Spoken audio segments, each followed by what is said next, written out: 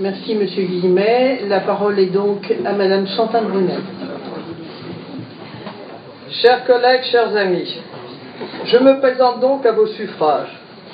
Je vous ai adressé à chacun d'entre vous, les 51, par courrier, les grandes lignes qui sous-tendent ma candidature, et je voudrais, avant d'aller plus loin, vous faire quelques remarques. Il me paraît relever d'un respect minimum de la démocratie d'exposer par écrit pourquoi on sollicite des suffrages et ce que l'on compte faire si l'on est élu, de s'adresser à l'ensemble des conseillers communautaires, c'est la raison pour laquelle je l'ai fait. Je suis surprise de certains points de l'ordre du jour de ce conseil communautaire qui aurait dû, à mon avis, s'arrêter à l'élection du président. Beaucoup de points suivants, à mon avis, relèvent d'une concertation en amont avec le président nouvellement élu, les maires, les conseillers communautaires membres du bureau et les services. J'ai regretté les conditions de cette campagne. Des réunions fractionnistes qui ont eu lieu, y compris le jour du décès de Michel Chartier, auquel Bussy n'avait jamais été invité. Des conseillers de l'ombre se voyant dirigeants de demain omniprésents.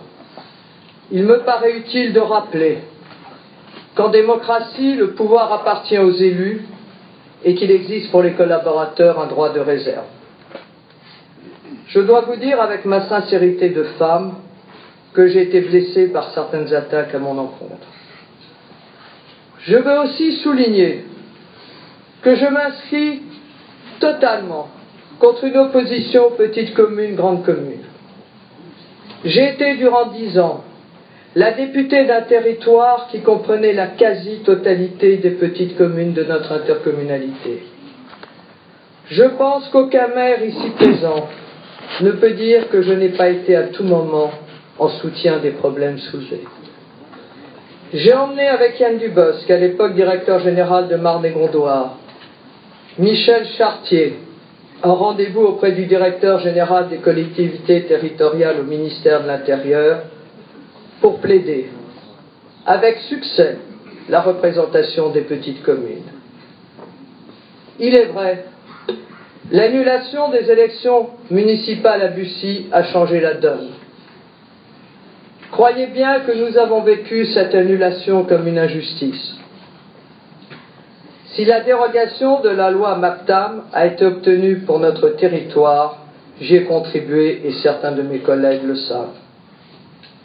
Comme vous, je ne souhaite pas l'intégration de notre territoire dans une vaste intercommunalité.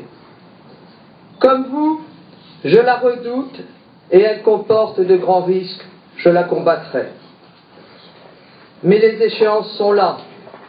Probablement à moyen terme, il ne sert à rien de fermer les yeux. Pour les affronter, il faut une présidence forte. Je crois avoir mené des combats difficiles. Je les ai gagnés. Je défendrai nos intérêts communs avec la plus grande énergie. Deuxième remarque de fond. Pour moi, le président de Marne-et-Gondoire n'est pas un maire au-dessus des maires qui impose ses choix. Il impulse une direction, il est un coordinateur, un animateur, un facilitateur. Aucune décision, aucune manifestation dans une commune ne sera prise sans l'accord du maire. Lorsqu'un sujet d'importance concernant une commune sera à l'ordre du jour, l'ensemble des conseillers communautaires de cette commune sera invité au bureau, ou pour les communes n'ayant qu'un représentant, le suppléant bien sûr et les adjoints seront invités. Pour les communes qui le souhaitent, un ou deux collaborateurs auront comme mission d'aider le maire dans les démarches administratives et bien sûr, ils pourront bénéficier d'une aide juridique. La mutualisation des moyens sera aussi une évidence. Troisième sujet, les finances. Aucun chiffre ne vous sera caché et des réponses précises seront apportées aux questions. Nous verrons ensemble les postes où il convient de dépenser moins ou différemment. Celles et ceux qui connaissent ma gestion à Bussy savent qu'elle est transparente. Il n'y a pas de dossier décidé en catimini. les élus et les collaborateurs concernés sont totalement éclairés et impliqués. Enfin, je voudrais conclure. Si vous m'élisez, je mettrai immédiatement fin à toute rivalité petite commune, grande commune. J'ai pris des engagements clairs dans ma lettre et dans cette déclaration. Je confirme ces points et j'ajoute qu'à titre de symbole fort, je proposerai au maire de la plus petite commune d'être vice-président. Je souhaite aussi retrouver la sérénité, l'estime réciproque et l'amitié qui doit nous unir au service de notre collectivité, et je prendrai des initiatives en ce sens. Autrement dit, le triptyque que je vous propose est pleine responsabilité et pouvoir de décision des élus, transparence et clarté des informations fournies, coopération et équilibre entre toutes les communes, bien loin d'une catégorie d'une commune contre une autre.